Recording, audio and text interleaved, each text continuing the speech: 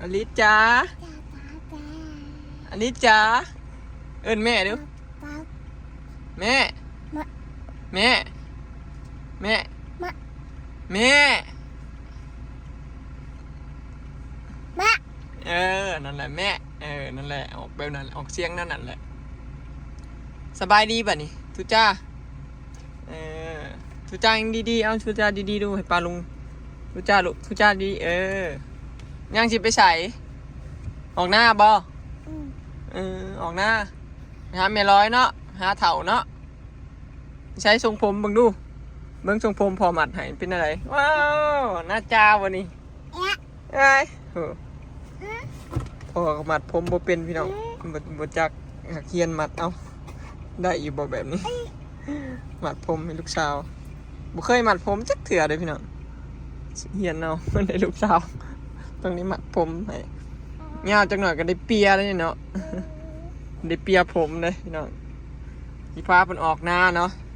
เปลี่ยนเสื้อเปลี่ยนทรงใส่เกิบให้มึงเนี่ยสิออกไปหาไม่ร้อยเนาะไปออกไปหาไม่ร้อยเนาะไม่ร้อยถ่ายอยู่หน้าเอาไม่ร้อยออกดำนาซะตะเลิ่นเพิ่นนะบอยน่ะเอาลูกพี่น้องนอนเพิ่นกินข้าวแล้วก็พาเพิ่นออกมาสาวน้อยออกนารถออกรถจักรมันก็เอาไปแปลงเนาะไปซ่อมได้สตาร์ทตายรถจักรได้สตาร์ทได้สากมันตายแล้วไปซ่อมอยู่หันสามจะไปชี้เดียวยังไงล่ะต้องมีรถจักรขี่แล้วเนาะเลยขี่รถใหญ่ออกหน้าก้อนลิบ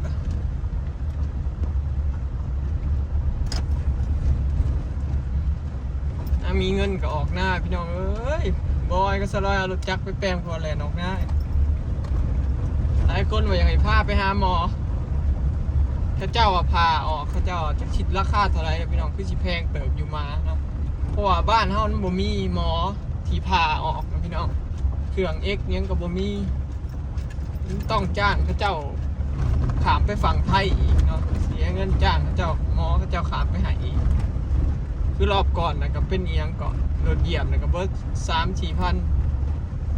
ผ่านี่โมเมนต์เป็นหมื่นรู้จักแพงพี่น้องประมาณมืออื่นเนาะหมอเขาไปอยู่มือนี่พี่น้องบัดขั้นชีผ้าขามไปฝั่งไทยเองผัดย่านเข้าบ่อยขามเด้เพราะว่าเอาซัดขามย่านเข้าบ่อยเอาขาม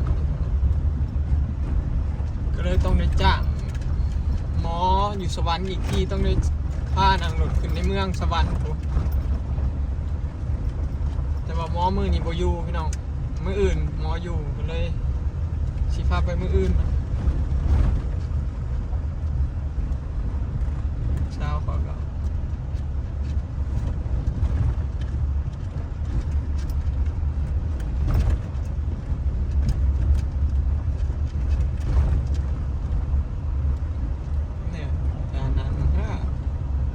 สาวพ่อ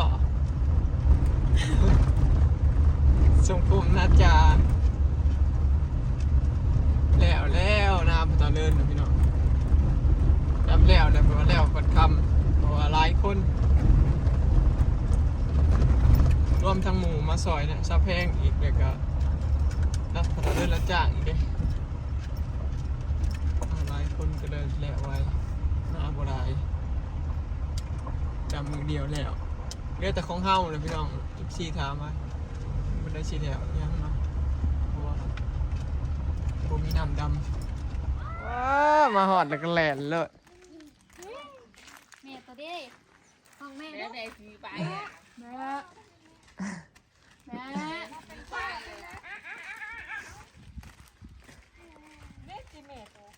เอิ้นดูแม่นบ่คือจื้อแม่นบ่แม่น่ะเบิ่งคักๆดูเป็นได้เงินเป็นได้ลูกฮะกะงามๆมันยังไปน ใครกลัวมือเช้านี่อยู่ มันขอบางเถื่อก็มันอยู่เลยมันไปกินกระดูกลายแล้วมันเจ็บ บ่แม่นอาการเกี่ยวกับมันลูกหรือว่าลูกของมัน มีแต่ไปก็ไปเจ้านี่เลาะกับเลาะ มื้ออื่นสิเอาไปเอ็กเบิ่ง แม่นต้อง แลคนว่าคือบ่ไปมื้อนี้ หมอบ่อยู่ บ่อยู่พี่น้องบัดสวรรค์น่ะก็มีบอลเดียว มีบอลเดียวน่ะก็บ่แม่นเอ็กในหันเด้ เดี๋ยว พระเจ้าสิส่งไปหมู่ แม่น ไทยอยู่ คือรอบก่อนนั่นแหละพี่น้องบอยก็จ้างเพิ่นอีกที่ไปฝั่งไทยเอกอีก แต่ ที่ ว่าคันเรื่องผ่าตัดมันสิมีจะลอยขับไปเสิร์ชเบิ่งมีน้องพายกับพี่เพียงบอดแปลว่านั่นนะ บางเถื่อหมอเขาก็สิส่งต่อไปอีก เป็นโรงพยาบาลใหญ่นะ แม่นแบบนี้แหละคือหมอบ้านเฮานี่ต้องส่งไปฝั่งไทยนั่นนี่นะ เรียกว่าเป็นน้องคายเท่านั้น เขาก็สิส่งต่อไปเรื่อยๆแหละ ถ้าให้ขึ้นเวียงขอไปน้องคายดีกว่า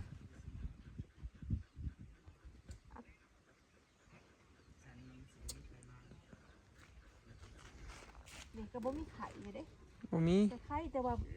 มันเป็นหอบมานะหอบเปื่อย3 เดือนบ่แม่นฮอด3 เดือนบ่ บ่ฮอดนะ2 เดือนนี่ประมาณนี้ ห่วยหอม เพราะว่ามันหักกระมานมันหอมสิออกลูก น้องออกลูกเมื่อซีดโนดก็ได้อะไรกัน เพราะฉะนั้นมันเบิดบ่เฮ้ย จ้ะ มันเป็นอะไรเดี๋ยวนี้ขึ้นเทิงบ่โอ้ยบ่มีน้ำมันจักหยด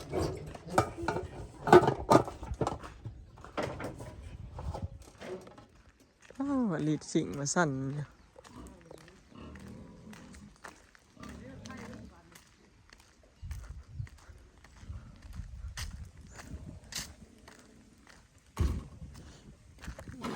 โอ้หับซื้อเพื่องบ่แล้วมาซื้อเพื่องบ่ไปครับ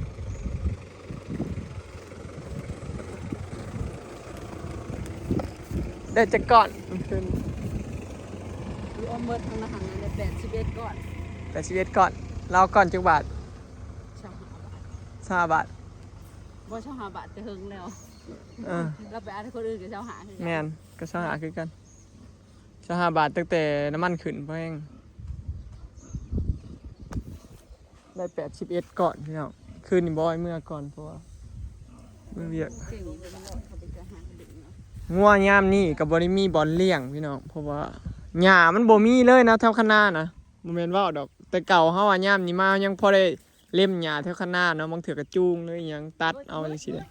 มาเลย ซุมื้อนี่เบิ่งน่ะดินน่ะแห้งแกกๆอยู่บ่มีฮอดหญ้าเบิ่งเด้ขนาดว่าแถวเฮือนนี่ยังบ่มีงัวก็เลยได้กินเพื่องไป ปีนี้โพดโพว่าแห้งแล้ง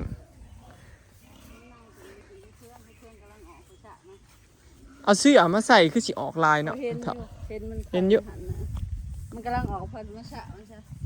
กำลังออกบ่เออ เป็นสะมันเป็นสะมันเป็นสะ เฮ็ดเพื่องกันแล้วแต่เขาอีกแล้วพี่น้องมันบ่ได้ออกสู่เพื่องนะ มันอันมันเหี่ยวแล้วเอาของกวดไปกวด เพื่องยังบ่ทันเน่านํบ่เออ ดอกง่ายเลยง่ายกว่าตัวมือ เพื่องเหินเหินเหินเหินยัง เห็นรถย่านเวียดโคตรขี้ดื้ออยู่บ่ย่านเวียด พอเล่นพบเตอได้ใช้เวียดนามบริเวณเวียดไหน เวียดนะบ่เท่าสร้างนะน่ะซะแพงนะเห็นบ่เท่าสร้างผู้เท่าสร้างเห็นยังนะเห็นอยู่บ่เท่าสร้างนะบ๊ายบายเด้อเออฮะ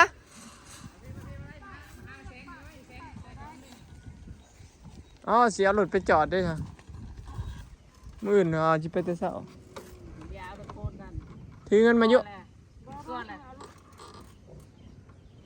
แม่ยะอันนี้มาเลย แม่ตัวสิไปใส่แม่นบ่แม่น่ะบ่ได้แม่นได้เบิ่งคักๆจื้อ ไป เนาะ น้ำมันเนี่ยไปน้ำพอง จื้อนี่ เด็กกระแทงมาเลย นั่นแพงมากเลย ไปหาไป คือแพงเดือนหน้าแล้วเลยมือเดียวแล้ว ไป ใช่ ใช้แม่ทาบุญเด้สิเด้อใช้แม่ทาบุญเด้สิคนใดแม่ทาบุญน่ะคนไหนทาบุญนี่ใช่นี่หาบ่เห็นบัดนี้ใช้ทาวอนได้จ้ะใช้ทาวอน ไปลงไปน้ำมือแพงบุไปน้ำมือแพงเด้อ เกิบกระใส่พอดีตีนยาวอะละ ไปชิวยังโอ้โห ขี่มา โอ้ยกระตาแล้วกระตา หายเกิดบาดเจ็บอะไรเนี่ยไปขี่รถจักรไปขี่เฉลงเด้อเฉลงเนี่ยพอถอดแซะนี่ลูก พูดบางทีเฉลงปะ ไปแม่อุ้มนะ มาไปมาไปพูดแล้วแม่ทำยืนมา ทำขี่เฉลงเด้อไปเบิ่งด้วยทำกินไอ้เดียว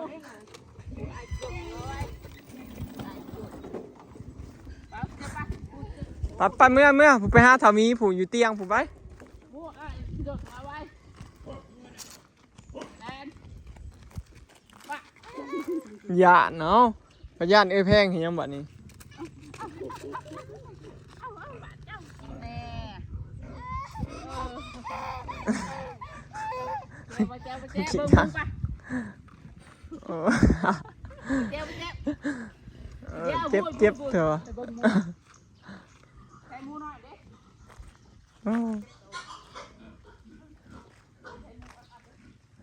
หมูก็ปล่อยอยู่น้ำแม่นะพี่น้องชีมือ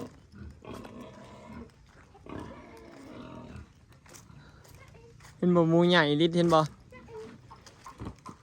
มาอ้อยออกมาแต่เช้าเกือบหมูแล้วกับเมื่อแล้วกับเมียเนาะ ดีมึงก็ไปไป เปื่อนขนาดเลยเฮ้ยมันจีจอบมือเอา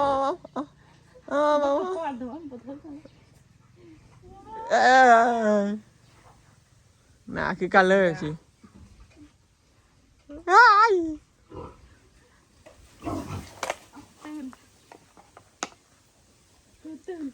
เดี๋ยวสิเมื่อบ้านก่อนพี่น้องเมื่อหาเงินก่อนเอาสิไปจอดรถใหญ่บริทือเงินลงมารถใหญ่เหยียบน็อตเหยียบเทิงไปได้อยู่บ้านเฮาบ่มีบ่อนจอดพี่น้องพูนไปบ้านน้ำมงเนาะคลิปนี้ก็สิขอเก็บภาพบรรยากาศไว้สำนี้เด้อเนาะพี่น้องฝากเบิ่งคลิปฝากเป็นกำลังใจให้เด้อเนาะพาลิดออกมาเล่นหน้าจ้ามาทุกวันเลยยามหน้านี่ก็สิได้ออกมาตลอดเนาะไปแล้วสบายดี